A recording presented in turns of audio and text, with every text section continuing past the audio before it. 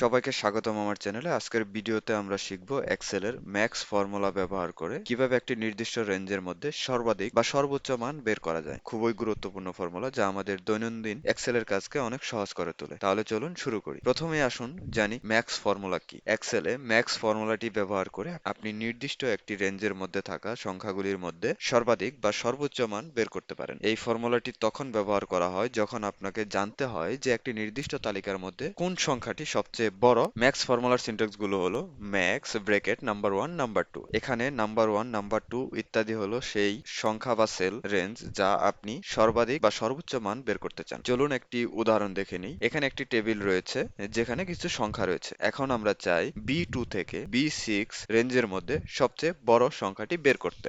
যে সেলে আপনি সর্বাধিক মান দেখতে চান সেখানে ক্লিক করুন, যেমন ধরুন D2। তারপর ম্যাক্স ফর্মুলা লিখুন ম্যাক্স। যেহেতু আমরা B2 থেকে B6 রেঞ্জের মধ্যে সর্বোচ্চ সংখ্যাটি বের করতে চাচ্ছি, সেক্ষেত্রে B2 থেকে B6 রেঞ্জ সিলেক্ট করব, ব্র্যাকেট ক্লোজ করে এন্টার প্রেস করব। B2 থেকে B6 রেঞ্জের মধ্যে 89 সবচেয়ে বড় সংখ্যা। ম্যাক্স ফর্মুলাটি শুধুমাত্র সংখ্যাগুলির মধ্যে সর্বাধিক মান বের করতে ব্যবহার করা হয়। এটি টেক্সট বা খালি সেলগুলির জন্য প্রযোজ্য নয়। আপনি যদি বিভিন্ন রেঞ্জের সর্বাধিক মান জানতে চান তাহলে সেই সমস্ত রেঞ্জকে ফর্মুলার মধ্যে অন্তর্ভুক্ত করতে পারেন। আশা করি এই ভিডিওটি আপনার কাছে উপকারী ছিল। যদি আপনার কোনো প্রশ্ন থাকে বা অন্য কোনো ফর্মুলার উপর ভিডিও চান তাহলে কমেন্ট সেকশনে জানান। ধন্যবাদ।